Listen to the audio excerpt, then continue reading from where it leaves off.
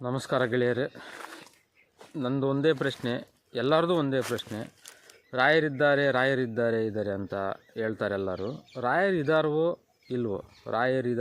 ಇಲ್ವೋ ಅನ್ನೋದು ಕೆಲವರಿಗೆ ಪ್ರಶ್ನೆ ಆಗಿ ಉಳಿದುಬಿಟ್ಟಿದೆ. ಕೆಲವರು ಕನ್ಫ್ಯೂಷನ್ ಆಗಿದ್ದಾರೆ. ಹೆಂಗೆ ಅಂದರೆ ಅವ್ರು ಇದ್ದಾರೋ ಇಲ್ಲೋ ಅಂತ ಕೆಲವರು ಹೇಳ್ತಿಲ್ಲ, ಕ್ಲಾರಿಟಿ ಸಿಗ್ತಿಲ್ಲ. ಕೆಲವು ನನ್ನ ಜೀವನದಲ್ಲಿ ಆದ ಬದಲಾವಣೆಗಳನ್ನು ನಾನು ಹಂಚ್ಕೊಳ್ಳೋಕ್ಕೆ ಈ ವಿಡಿಯೋ ಮಾಡ್ತಾಯಿದ್ದೀನಿ. ದಯವಿಟ್ಟು ನನ್ನ ವಿಡಿಯೋನ ಪೂರ್ತಿಯಾಗಿ ನೋಡಿ. ಕೆಲವರಿಗೆ ಡೌಟ್ ಇರ್ಬೋದು, ರಾಯರಿದ್ದಾರೋ ಇಲ್ವೋ ಅಂತ. ನನ್ನ ಜೀವನದಲ್ಲಿ ರಾಯರು ಹೇಗೆ ಬಂದರು, ರಾಯರು ಹೇಗಿದ್ದಾರೆ, ರಾಯರು ನನ್ನ ಜೀವನದಲ್ಲಿ ಏನೆಲ್ಲ ಪವಾಡ ಮಾಡಿದ್ದಾರೆ ಅನ್ನೋ ವಿಷಯಗಳ್ನ ನಾನು ನಿಮ್ಮ ಹತ್ರ ಹಂಚ್ಕೊಳಕ್ಕೆ ಬಂದಿದ್ದೀನಿ. ಕೆಲವರಿಗೆ ಯಾರ್ಯಾರು ರಾಯರು ಭಕ್ತರಿದ್ದಾರೋ, ಯಾರು ರಾಯರು ಭಕ್ತರು ಆಗಬೇಕು ಅಂತ ಇದ್ದೀರೋ, ದಯವಿಟ್ಟು ರಾಯರು ಭಕ್ತರಾಗ್ರಿ. ನನ್ನ ಅನಿಸಿಕೆ, ನನ್ನ ಒಂದು ಒಪಿನಿಯನ್ ಪ್ರಕಾರ ಭಾಳ ಒಳ್ಳೆಯದಾಗುತ್ತೆ. ರಾಯರು ನಂಬಿದರೆ ಯಾವಾಗಲೂ ಕೈ ಬಿಡೋಲ್ಲ ಅವರು. ರಾಯರನ್ನ ನಂಬಿ ಕೆಟ್ಟವರಿಲ್ಲವೋ ಅಂತ ಹೇಳಿದ್ದಾರೆ ನೋಡ್ರಿ. ರಾಯರು ನಂಬಿದವ್ರು ಯಾರೂ ಕೆಟ್ಟಿಲ್ಲ ದೇವರು. ಇನ್ನೊಂದು ಏನು ಹೇಳೋಕ್ಕೆ ಇಷ್ಟಪಡ್ತೀನಿ ಅಂದರೆ, ನನ್ನ ಜೀವನದಲ್ಲಿ ನಾನೀಗ ಒಂದು 6-7 ವರ್ಷದಿಂದ ಹಿಂದೆ ಹೇಗಿದ್ದೆ, ಈಗ ಒಂದು 4 ಜನ ಒಳ್ಳೆ ಮಾತಾಡೋ ಲೆವೆಲ್ಲಿಗಿದ್ದೀನಿ ಅಂತಂದರೆ ಅದಕ್ಕೆಲ್ಲ ರಾಯರೇ ಕಾರಣ, ಇನ್ಯಾರೂ ಇಲ್ಲ. ಆಮೇಲೆ ಕೆಲವರು ಹೇಳ್ತಾರೆ, ಆ ದೇವ್ರನ್ನ ನಂಬಿದೆ, ಈ ದೇವ್ರು ನಂಬಿದೆ, ಎಲ್ಲ ದೇವ್ರುಗಳು ಕೈ ಕೊಟ್ಟು ಅಂತ ಹೇಳ್ತಾರೆ ಕೆಲವರು. ಅದು ದೇವ್ರುಗಳು ಯಾವಾಗಲೂ ಯಾರನ್ನೂ ಕೈ ಬಿಡಲ್ಲ. ನಂಬಿಕೆ ಮುಖ್ಯ ಜೀವನದಲ್ಲಿ. ಯಾವುದೇ ದೇವ್ರನ್ನ ಯಾರನ್ನೇ ನಂಬಿದರೆ ನಂಬಿಕೆ ಅನ್ನೋದು ಹೆಂಗಿರಬೇಕು ಅಂದರೆ, ನಾವು ಒಬ್ಬರು ಪಾದ ಹಿಡಿದ್ರೆ ಅವರೇ ಒದ್ರೂ ನಾವು ಪಾದ ಬಿಡಬಾರ್ದು. ಕೆಲವು ಟೈಮಲ್ಲಿ ಒಂದು 6 ತಿಂಗಳು ಪೂಜೆ ಮಾಡೋದು, ಒಂದು ವರ್ಷ ಪೂಜೆ ಮಾಡೋದು, ನನಗೇನೂ ಆಗಲಿಲ್ಲ ಅನ್ನೋದು, ಸರಿಯಿಲ್ಲ ದೇವ್ರು ಅನ್ನೋದು. ದೇವ್ರು ಯಾಕೆ ಸರಿಯಿಲ್ಲ ಗುರು? ನಮ್ಮ ಮನಸ್ಸಲ್ಲಿ ಭಕ್ತಿ ಇರಬೇಕು. ಏನೇ ಆಗಲಿ ನೀನೇ ಇದೀಯಾ, ನೀನೇ ಮಾಡ್ತಾಯಿದ್ದೀಯಾ, ನಾನು ಹಂಗೆ ಅವರೇನೇ ಮಾಡಲಿ, ನನಗೇನೇ ಕಷ್ಟ ಬರಲಿ, ರಾಯರಿದ್ದಾರೆ. ಆಮೇಲೆ ನನ್ನ ಕೆಲಸ ಇಲ್ವಾ, ಈಗ 4 ತಿಂಗಳಾಯ್ತು ಕೆಲಸ ಇಲ್ಲ ನನಗೆ. ಬಿಡು, ಜೀವನ ನಡೀತೈತೆ, ಹೊಟ್ಟೆ ತುಂಬ ಊಟ ಮಾಡ್ತಾಯಿದ್ದೀನಿ, ಖರ್ಚಿಗೆ ಕಾಸಿದ್ದಾವೆ, ನಡೀತೈತೆ. ಅದಕ್ಕೆಲ್ಲ ಯಾರು ಪ್ರೇರಣೆ? ರಾಯರೇ.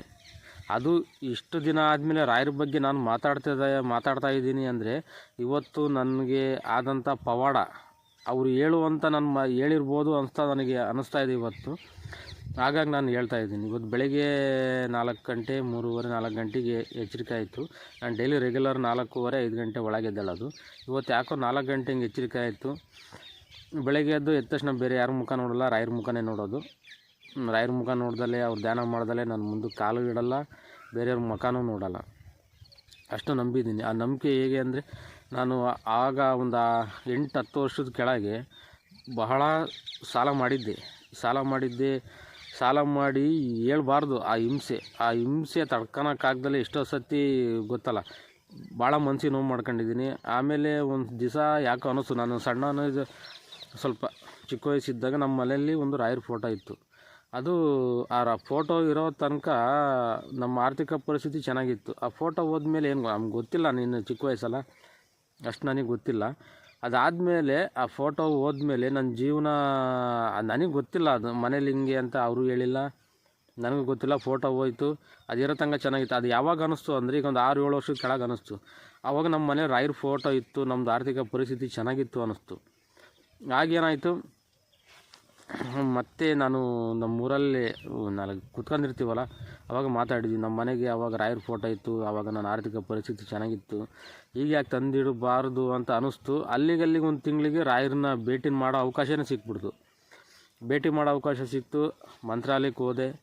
ಅಲ್ಲಿಂದ ಮಂತ್ರಾಲಯ ರಾಯರ ದರ್ಶನ ಮಾಡಿ ಅವ್ರ ಫೋಟೋ ತಗೊಂಡು ಬಂದು ಮನೇಲಿಟ್ಟೆ. ಆವಾಗಲಿಂದ ಆ ರಾಯರು ಮಂತ್ರಾಲಯಕ್ಕೆ ಹೋಗಿ ಬಂದಾಗಲಿಂದ 6-7 ವರ್ಷದ ಕೆಳಗಿಂದ ನನ್ನ ಪರಿಸ್ಥಿತಿನೂ ಚೆನ್ನಾಗತ್ತು. ಈಗ 4 ಜನ ಅವಾಗೆಲ್ಲ ಹಂಗೆ ಹಿಂಗೆ ಅಂತೆಲ್ಲ ಮಾತಾಡ್ತಾಯಿದ್ರು. ಅವೆಲ್ಲ ಈಗ ಯಾರೂ ಮಾತಾಡ್ತಾಯಿಲ್ಲ. ಎಲ್ಲರಿಗೂ ನನ್ನ ಬಗ್ಗೆ ಒಳ್ಳೆ ಒಪಿನಿಯನ್ ಇದೆ. ಆದರೆ ನಾನು ನಂಬಿರೋದು ಮಾತ್ರ ರಾಯರನ್ನೇ. ರಾಯರು ಮಾತ್ರ ನನ್ನ ಜೀವನದಲ್ಲಿ ಯಾವಾಗಲೂ ಕೈ ಬಿಡಲ್ಲ. ನಂಬಿದ್ದೀನಿ ಅಂತ ಹೇಳೋದು ಬೇರೆ, ನಂಬೋದು ಬೇರೆ. ಇನ್ನೊಂದು, ನಾನು ರಾಯರು ನಂಬಿದ್ದೀನಿ ಅನ್ನೋದು ಬೇರೆ, ನಂಬೋದು ಬೇರೆ. ಹೆಂಗೆ ನಂಬೋದು ಅಂದರೆ, ನೀನು ನಂಬು, ಬೇಡ ಅನ್ನಲ್ಲ. ನಂಬುವಾಗ ನಿನ್ನ ಮನಸ್ಸು ಶುದ್ಧವಾಗಿರಬೇಕು. ಇನ್ನೊಬ್ಬರ ಬಗ್ಗೆ ಕೆಟ್ಟದ್ದು ಬಯಸಬಾರ್ದು.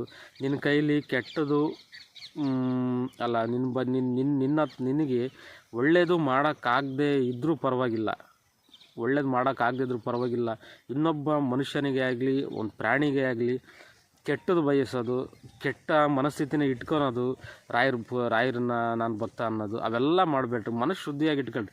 ಬೇಡ ಗುರು ನನಗೆ ಒಳ್ಳೇದು ಮಾಡೋಕ್ಕಾಗಲ್ಲ ಬಿಟ್ಬಿಡು, ಕೆಟ್ಟದ್ದು ಮಾತ್ರ ಮಾಡೋಕ್ಕೆ ಹೋಗ್ಬೇಡ್ರಿ ಯಾವಾಗಲೂ. ದಯವಿಟ್ಟು ಇದೊಂದು ಕೇಳ್ಕೊಳ್ತೀನಿ, ಧರ್ಮ ಮಾರ್ಗದಲ್ಲಿ ನಡೀರಿ. ನಾನು ಹೇಳೋದು ಇಷ್ಟೇ, ಸತ್ತಾಗ ಏನು ಹೊತ್ಕೊಂಡೋಗಲ್ಲ, ಇದ್ದಾಗ ಮಜಾ ಮಾಡೋಣ ಅಂತೀರ. ಮಜಾ ಮಾಡೋದು ಪ್ರಶ್ನೆ ಅಲ್ಲ.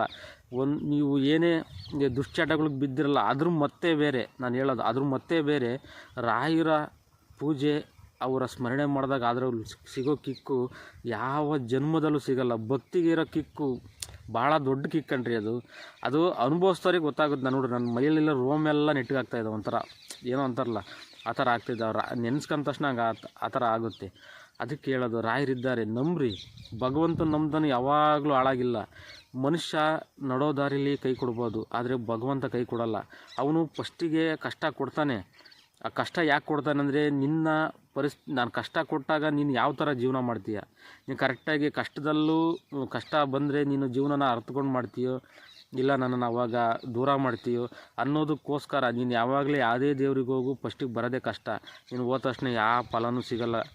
ಅದು ಮಾತ್ರ ನೆನಪಲ್ಲಿ ಇಟ್ಕೊಳ್ಳಿ. ಯಾರೇ ಆಗಲಿ 2 ದಿನದಲ್ಲಿ 3 ದಿನದಲ್ಲಿ ಪರಿಹಾರ ಕೊಡ್ತೀನಿ, ಯಾರು ಕೊಡೋಕ್ಕಾಗಲ್ಲ ಗುರು. ಅದು ನಿನ್ನ ಮನಸ್ಸಲ್ಲಿ ಭಕ್ತಿ, ನಿನ್ನ ಆಧಾರದ ಮೇಲೆ ನಿನಗೆ ಫಲ ಸಿಗೋದು. ಹಾಗೆ ಕೂಡ ನಾನು ಒಬ್ಬ ಕಂಟೆಂಟ್ ಕ್ರಿಯೇಟರ್ ಆಗಬೇಕು, ನಾನು ಸಾಹಿತ್ಯ ಬರೀಬೇಕು ಅನ್ನೋದು ಬಹುದಿನದ ಕನಸು ನನಗೆ. ಅದು ಕನಸು ನಾನು 9th 10th ನಾನು ಓದಿರೋದೇ 9th. ಆವಾಗ ಬಹಳ ದೊಡ್ಡ ಕನಸಿತ್ತು. ಅದು ಗ್ಯಾಪಲ್ಲಿ ನನಗೆ ಇಷ್ಟು ವರ್ಷದ ತನಕ ನನಗೆ ಅದು ಈಡೇರೇ ಇಲ್ಲ.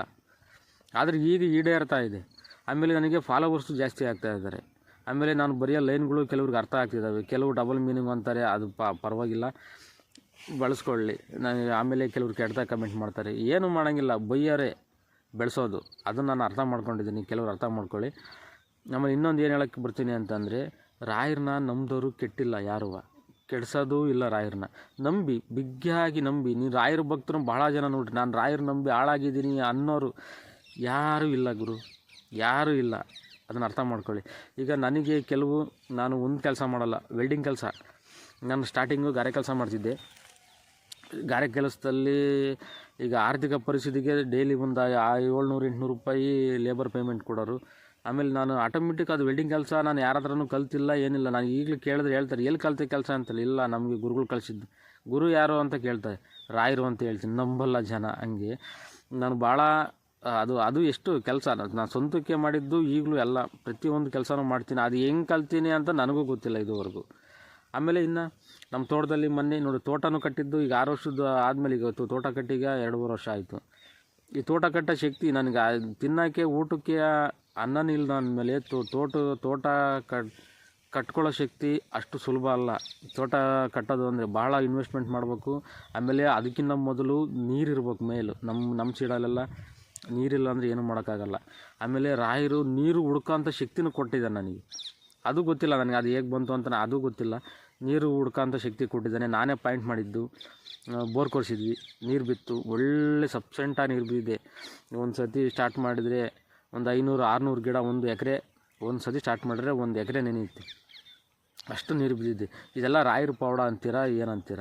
ಇದಕ್ಕಿಂತ ಮುಂಚೆನೂ ಆಗ್ಬೋದಿತ್ತಾನೆ, ಅದು ಈಗ ಆಗ್ತು. ಕೆಲವು ಹೇಳ್ತಾರೆ ಇದೆಲ್ಲ ಮೂಢನಂಬಿಕೆ. ಏನೂ ಇಲ್ಲ. ರಾಯರು ನಂಬಿದವ್ರು ಯಾರೂ ಕೆಟ್ಟಿಲ್ಲ. ನಂಬಿ ಚೆನ್ನಾಗಿರಿ.